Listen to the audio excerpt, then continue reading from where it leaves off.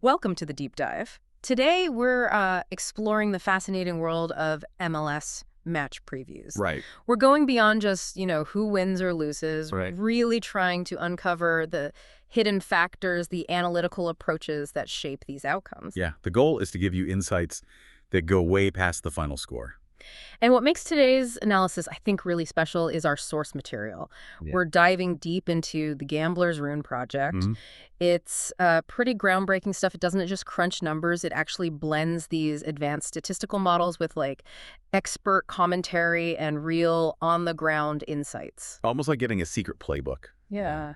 For understanding the sport better. Exactly. So we're zeroing in on two pretty distinct match scenarios today. Okay. First, we'll unpack a game where, environmental factors play this massive, almost overwhelming role. Right. A unique challenge. Then we'll kind of shift gears to a different matchup, one where tactical nuances and individual player form really take center stage. Ready to get started? Let's do it. Okay, so our first stop, it takes us to Commerce City, Colorado. We're talking Mile High Stadium. 5,200 feet. Yeah, perched way up there. And for any visiting team, that thin air, it isn't just thin, is it? It's ruthless. Absolutely. It's the core challenge, really. Week in, week out for visitors. And, our statistical models for this Colorado Rapids versus Sporting Kansas City game, they really reflect that challenge. How so? Well, take the ELO ratings, for instance. That's the system measuring relative skill levels. Right. It shows this razor-thin gap. Almost a coin flip, honestly. Just 20 points difference. Wow. Yeah, Rapids at 1471, SKC 1451.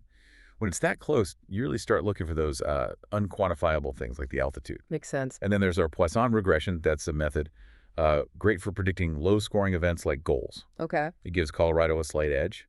Probably just about 2.02 expected goals for the Rapids versus 1.17 for Kesey. So a bit of an advantage there. A bit, yeah. And the bootstrap Poisson, which just adds another layer of statistical checks. Mm-hmm. It lines up almost identically, 2.01 to 1.19. So both models are suggesting a really tight match, probably, 1-0 or maybe 2-1 Colorado. So the raw numbers tell us it's tight, definitely leaning Colorado's way, maybe slightly. But Yeah. I have to wonder about those early game dynamics, Kellen Acosta, his anticipated return for the Rapids. How much of an X factor could that engine in midfield, as they say, really be, especially with the altitude? Oh, he's massive, yeah. Acosta's ability to just cover ground, it can really throttle Sporting's transition play. Right. And you hit the key point, especially later on. When opponents literally start, gasping for air, it forces quick decisions, often bad ones. Right. It makes me think back, remember Sporting KC's high press under Pochettino last year? Yeah, intense. Super intense, but it always seemed to kind of peter out in that second half at altitude. Exactly. You can just see it, the oxygen running low, the fatigue just sets in. It really could. And that physical toll, well, it translates directly to how the betting markets see these games. Okay, so what are the odds saying? Well, looking at DraftKings, the Rapids are around Medic at 115 to win. Sporting KC, they're the underdog at plus 275, and a draw is paying plus 240. So Rapids favored, but not overwhelmingly. No, not overwhelmingly. So for maybe a more safe play, you could look at Colorado draw no bet. That's around negative 180. Right. Win or push on a draw. Exactly. And pairing that with under 3.5 goals also fits the models. Right. They barely clear 2 total expected goals between them. Makes sense. Now, if you want let's say a cheeky angle, both teams to score at plus 160 has some appeal. Because KC does have weapons. They do. Johnny Russell, you can definitely find space late on, but you are risking that classic altitude trap. It's always there. It is. And for something maybe a bit spicier, you could take a small outright bet on 2-1 Colorado. That's around plus 500, so good upside. High risk, high reward. Definitely.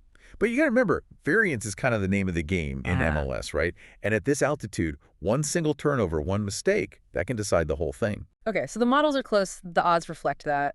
But my gut, and just reading through the Gambler's Rune project, it feels like there's something, I don't know, more profound going on here. Why do the Rapids seem to treat 5,200 feet like it's their personal playground, while visiting teams often just look completely gassed? Yeah. Is it just the altitude, or have they really, weaponized it somehow?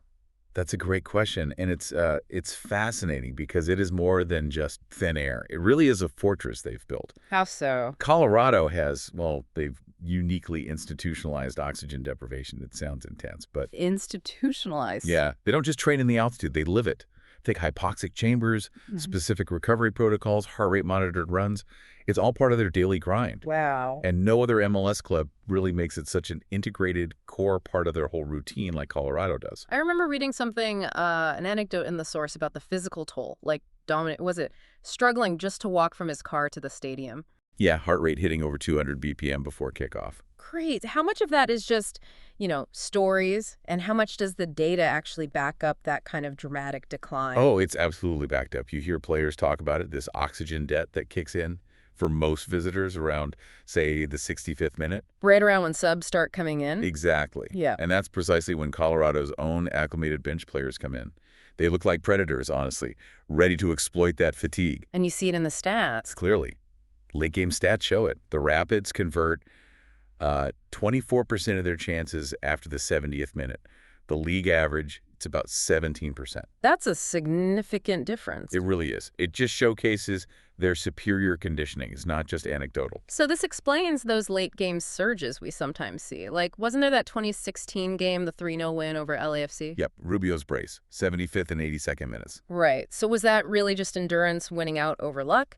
And what about someone like Zach Steffen, the goalkeeper? He grew up there, right? Does that give him an edge too? Absolutely. That LAFC game was pure endurance. And yeah, for a keeper like Steffen, growing up in that thin air meant he basically developed perfect reflexes, even when things got near hypoxic. Wow. Plus, his distribution could just turn defense into attack instantly, catching opponents off guard when they were already struggling. It's a whole system. The whole strategy, yeah. Even the coaching staff leans into it. Coach Robin Fraser apparently joked recently that his pre-match talk includes the line, "Make them wish they'd stuck with sea level." Huh. That's psychological warfare too. It is, both psychological and physiological.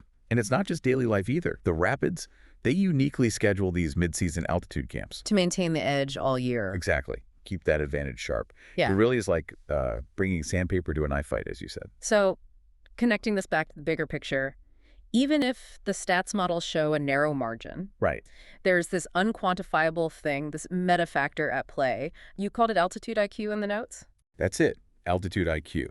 And that's why sometimes a Poisson projection that looks like a draw, well, it often shifts into a home win as the game goes on and the visitors just wear down. Right. So the bottom line, if you're looking at betting on these Colorado home matches, you have to factor in those fitness differentials. That halftime score might not tell the whole story. Not at all. A tight game at half might just unravel completely in the last 20 minutes. So you can consider like stamina-based markets, maybe over 60 minutes, first goal scorer props, or total goals timed after the 75th minute. That's where the altitude really pays dividends, you're saying. Exactly. That's where you often see the difference manifest. Okay, fascinating stuff. All right, let's smoothly transition now from the thin air of Colorado down to the, balmy breezes of Carson, California. Big difference. Totally different vibe. Welcome to Dignity Health Sports Park. LA Galaxy hosting the Vancouver Whitecaps.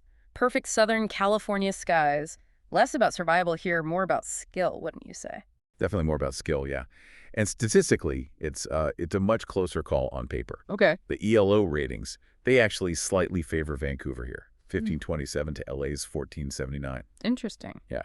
And our Poisson model, looking at goal counts, it tilts slightly toward a draw, maybe with a little pinch of Galaxy home mojo. Yeah. It's giving us 1.63 expected goals for LA versus 1.31 for Vancouver. Right. XG telling us about chance quality. Exactly. And the bootstrap numbers, they mirror that pretty closely. 1.66 LA, 1.31 Vancouver. So it's still close. Very close. And if you look at the Monte Carlo simulations, running thousands of game simulations, it breaks down like this. LA win 44.9%, draw 24.1%, Vancouver win 31.0%. So Galaxy the most likely winner, but still it's pretty tight. Sounds like 1-1 territory maybe. Yeah, it definitely sounds like 1-1 territory to me as well. And there are some contextual factors here too, right, that make a difference. Vancouver flew in from BC Place. That's about 1,100 miles. Decent trip. Decent trip. Not much jet lag, though. It's the same Pacific time zone. But still, long flights, unfamiliar turf. Sometimes that can sneak up on you. It can, yeah. Less of a factor than altitude, but still a factor. For sure. Weather, though. Total non-factor here. Sunny, low 70s. Perfect. Ideal conditions. And the pitch there is known for being lightning quick. That could favor flank play for both sides. Okay, so Key player matchups. Who should we be watching? For LA, obviously Chicharito. His movement off the ball, Always dangerous. always dangerous. And he could be the X factor, right? He's got 4 goals in his last 5 at home. That's strong home form. Very strong. Yeah. And for Vancouver, keep an eye on Ryan Gold. He's been pulling the strings in midfield. His expected assists per 90 is up at .23 this season. So creating good chances. Yeah, basically creating chances worth nearly a quarter of an assist every game on average. If he finds Brian White making a run, that Galaxy back line, they'll need to be switched on. Perfect recovery needed there. And tactically, what are the nuances? LA under Shalotto, they like that high press, right after losing the ball. They do, yeah. Quick pressure. But Yeah. the Whitecaps, they actually have a pretty solid counterattack. Ah. And watch for Ali Adnan overlapping from left back. He can really stretch that press, force LA's defense to open up some channels. Creating gaps. Exactly. We've seen that strategy work against similar high-press teams before. Yeah. It creates those critical gaps. Yeah. Okay, so putting it all together for potential betting angles here. Right. The home vibes play, maybe Galaxy draw no bet, especially with Chicharito's home form. Yeah, that seems reasonable. Or maybe a firepower play, over 2.5 goals. Because both sides could score. Yeah, with the attacking talent and maybe some defensive lapses, you can easily see, at least one sloppy turnover leading to an open look for someone. Makes sense. Any dark horse plays? Well, maybe a Vancouver surprise. A first-half goal, perhaps from Gold. That could lead to some interesting first-half scoring props if you think they might start fast.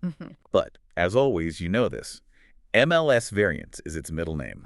Sure. A single deflected goal, some wonder strike from distance, they can flip any model, any prediction right on its head. So, always got to be mindful of that. Good reminder. Okay, so wrapping this up. What does this all mean for you, our listener? From this deep dive, we've seen first that profound, almost overwhelming impact of altitude and conditioning in Colorado. A true strategic edge. It really is. And the critical takeaway there isn't just that altitude is a factor, but how Colorado has institutionalized that advantage. Right, through those unconventional training methods. Yeah, creating this unquantifiable edge that often outweighs just the raw statistical parity. Then shifting to the LA versus Vancouver match, we saw how in these seemingly balanced matchups, it's the subtle interplay of micro factors that becomes key. Yeah, things like recovery from travel, a star player's home form, a specific tactical counter. Exactly. These can become the hidden swing factors, even for advanced models. So understanding these layers of analysis, it really lets you go beyond just the surface level stuff. Gives you a much more thorough, insightful grasp of complex situations, whether it's on the pitch or, frankly, in any other field. For sure. And, this brings up an important question, maybe something for you to consider.